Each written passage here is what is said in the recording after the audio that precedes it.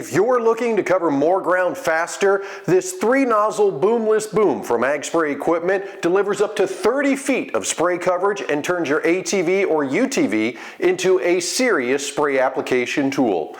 Let's get it assembled.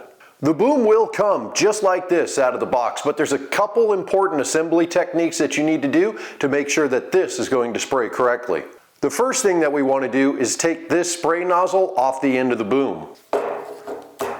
Once you've loosened the fly nut off the end, take the spray nozzle off the side and then start by removing the O-ring from the inside of that end nozzle assembly. Do not skip this step. The next thing you'll do is slide the compression fitting back just a little bit and then put your O-ring on the end of the stainless steel boom. Make sure the long side of the compression fitting is facing the nozzle. Now twist the nozzle assembly into place onto the tube and then take the compression fitting, pushing it into place and tightening it down with the fly nut. Repeat on the other side and make sure everything is tightened down before testing with water. If water sprays back onto the boom, your O-ring did not seat correctly. Go ahead and take it apart and give it another shot. Once you've double checked everything, go ahead and turn your nozzles to the side like so. You're able to flip this up one notch. That's going to put it at a 15-degree angle. That's what we recommend for proper coverage, but depending on your application,